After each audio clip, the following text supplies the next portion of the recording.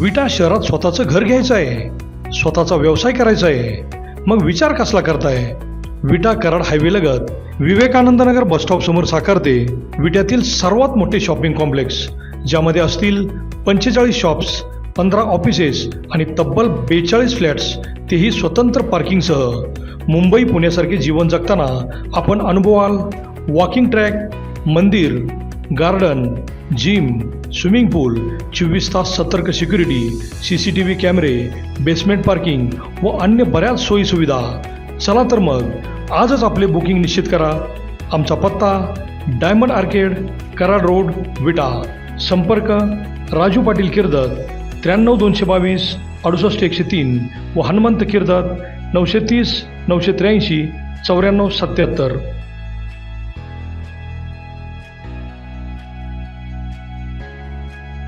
नमस्कार, प्राईम न्यूजमध्ये आपल्या सर्वांचे स्वागत. लोकसभा निवडणुकीनंतर मतदारसंघात अनेकांचा आत्मविश्वास वाढलेला दिसत आहे.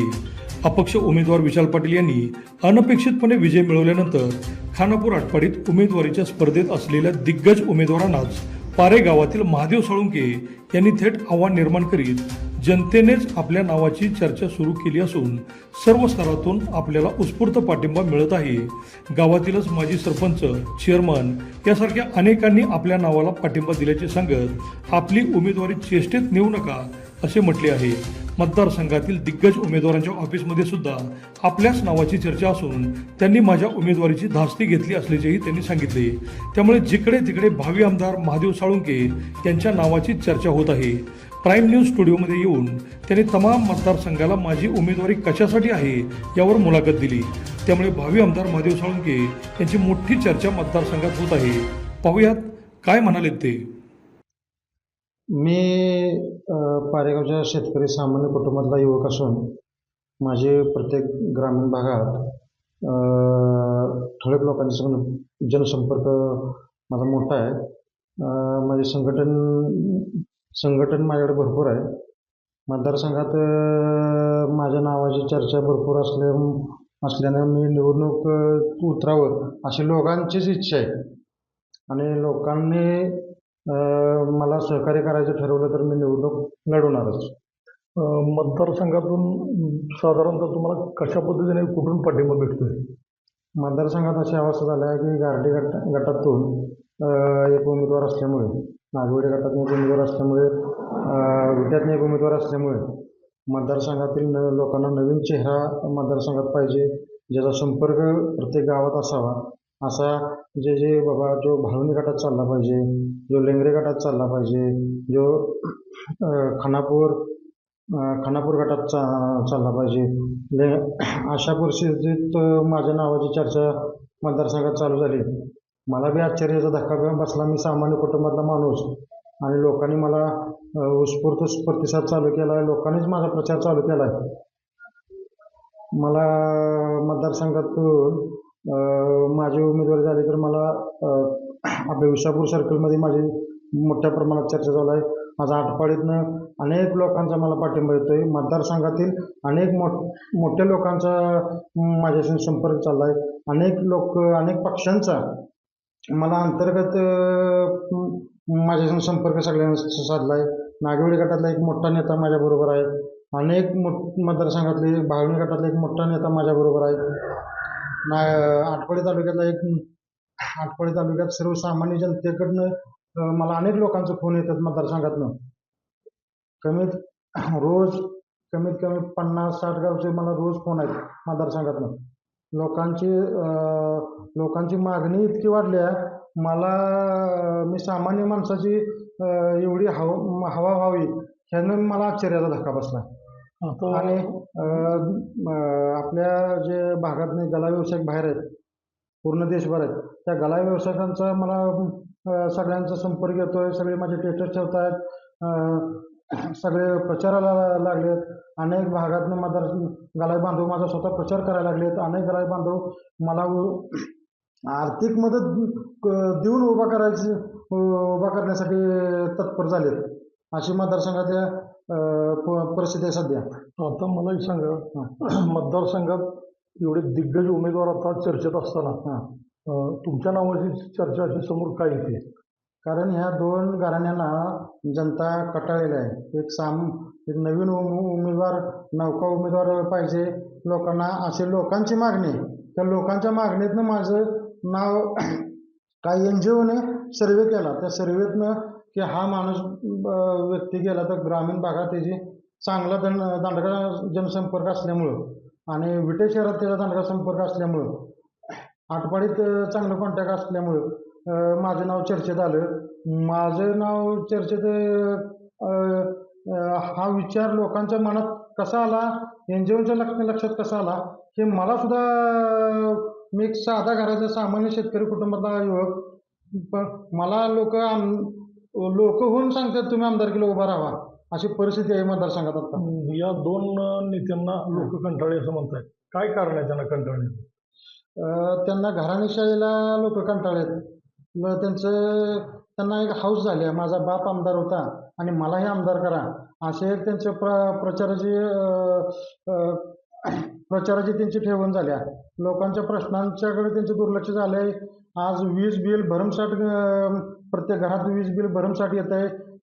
टेम्पोच्या पाण्याचा तुटवडा निर्माण होतोय.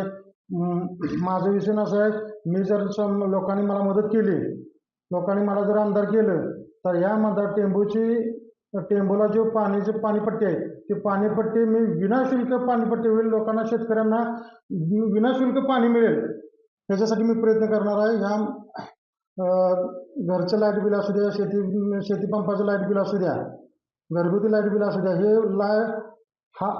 जसं इतर राज्यात तेलंगणा असू द्या, महाराष्ट्र असू, तेलंगणा, गुजरात, इतर राज्यात जसं लाईट फ्री दिली जाते, तसं महाराष्ट्र सरकारमध्ये मी आवाज उठवणार आहे आणि जनतेला लाईट फ्री करून देणार आहे. तुम्ही या अगोदर काही लोकांच्या प्रश्नावर काही आंदोलन केलीत का? म्हणजे तुम्हाला काय अनुभव आहे म्हणजे लोकांच्या प्रश्नांचा? लोकांच्या प्रश्नाचा मला बऱ्यापैकी अनुभव आहे.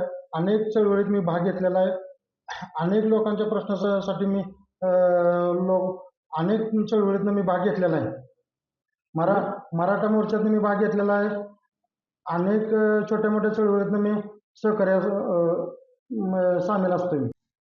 आता लोकांनी निवडणूक जर हातात घ्यायची ठरवली असली तर यंत्रणा हे सोपी जाते. लोकांच्या जर मनात असले नवीन आमदार करायचं आहे, त्या मतदारसंघात नवीन चेहरा पाहिजे, तर आता मी स्वतः लोकांचे अपडेट घेतोय. लोक स्वतःहून फोन करतात मला की आम्ही आमच्या गावचा खर्च बघतो, तुम्ही निवडणूक लढवा, आमची सगळ्यांची तयारी आहे.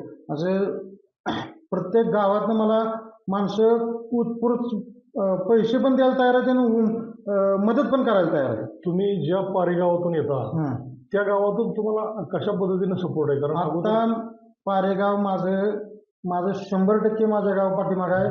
दोन्ही नेत्यांना लोकांनी सोडलेलं आहे आणि माझ्या गावातनं मला गावचा उमेदवार म्हणून मोठा प्रतिसाद आहे. माझ्या प्रत्येक गावातला प्रत्येक तरुण हा माझा आता प्रचार चालू आहे. प्रत्येकजण स्टेटस ठेवत आहे, अनेक व्हॉट्सअपला अनेक ठिकाणी मेसेज पाठवतात, अनेक ग्रुपला माझे लोक फोटो पाठवतात. अनेक लोकांना, मतदारसंघातल्या लोकांना फोन करून माहिती विचारली जाते, माहिती दिली जाते माझ्याबद्दल. तरी तुम्ही आमदार झाला, समजा तुम्ही निवडून आलात, तर तालुक्यासाठी तुम्ही काय कराल? मी टेंबूसाठी माझी सुरुवात आहे की निशुल्क पाणी शेतकऱ्यांना मिळालं पाहिजे आणि वेळेवर पाणी मिळालं पाहिजे. पहिला विषय माझा मतदारसंघातला. नंबर 2, वीज बिल, घरगुती वीज असू दे, शेतीपंपाचं वीज बिल असू दे, इतर राज्यात ज्याप्रमाणे आहे त्याप्रमाणात हा बिलच निशुल्क बिल आलं पाहिजे आणि ही माझी महाराष्ट्र सरकारकडे मागणी असेल सुरुवातीला. दुसरी गोष्ट अशी आहे, माझा महत्त्वाचा मुद्दा असा आहे मतदारसंघासाठी. आता मी गेली 5-7 महिने झालं मराठा मोर्चा चालू आहे, OBC मोर्चा चालू आहे. अनेक लोकांचा ह्या जी द्वेष निर्माण झाला आहे, म्हणजे समाजात जो द्वेष निर्माण झाला आहे, तो द्वेष मी कमी करण्याचा प्रयत्न करेन. माझ्याकडे विजन असं आहे की हा सगळा विषय कसा होतोय, शिक्षणावर येतोय. माझं म्हणणं असं आहे की महाराष्ट्र सरकारनं की हे शिक्षणच मोफत करावं आणि सर्व समाजाला एकत्र घेऊन सरकार चालवावं अशी माझी महाराष्ट्र सरकारला मागणी आहे. विधानसभा निवडणुकीत तुम्ही कुठल्या पक्षाकडून उभं राहायची तुमची इच्छा आहे, म्हणजे काय पुढचं विजन आहे? आत्ता सध्या माझ्याकडं अनेक पक्षांनी माझी चाचणी चालू केली आहे. अनेक पक्षातले लोक माझ्या संपर्कात आहेत. त्यामध्ये काँग्रेस आहे, वंचित आघाडी आहे, भाजपचे लोक काही माझ्या संपर्कात आहेत. ते तुमच्या उद्धव ठाकरे गटाचे काही लोक माझ्या संपर्कात आहेत. अनेक लोक माझ्या संपर्कात आहेत. अनेक लोकांना माझ्या उमेदवारी चर्चा मतदारसंघात चालू झाल्यामुळं माझ्यासंग अनेक पक्षातील लोकांनी माझ्यासंग कॉन्टॅक्ट करायचा चालू केला आहे. अनेक प्रदेश कार्यालयातनं मला फोन येत आहेत. अनेक लोक माझ्याबद्दल जरांगे साहेबांचाही अनेक लोकांना फोन येऊन गेला आहे. उमेदवारीची चाचपणी चालू झाली आहे. अनेक त्यांच्यापर्यंत माझा विषय गेलेला आहे. आता विषय असा आहे, आता आपण लोकसभेची निवडणूक बघितली. लोकसभेच्या निवडणुकीत महाविकास आघाडीची उमेदवारी चंद्रकांतदादांना दिली आणि महायुतीची उमेदवारी संजय काकांना दिली. असं असताना सुद्धा एक अपक्ष उमेदवारांची एक हवा तयार झाली आणि त्यात विशाल पाटलांसारखा एक अपक्ष माणूस निवडून येऊ शकतो. ही जनता ठरवते कुणाला आमदार करायचा. आता जे उमेदवार तुमच्या समोर येतात, मतदारसंघात जे फिरतायत, ते म्हणतात मला मतदान करा, मला मतदान करा. पण जनता मला म्हणते, जनतानेच मला माझा विचार चालू केला आहे. त्यामुळे ही निवडणूक मला अवघड जरी वाटली तर जनतेच्या पाठिंब्यावर मला अडचण असं वाटत नाही. मतदारसंघात आता दोन्ही नेत्यापेक्षा माझी चर्चा चालू आहे.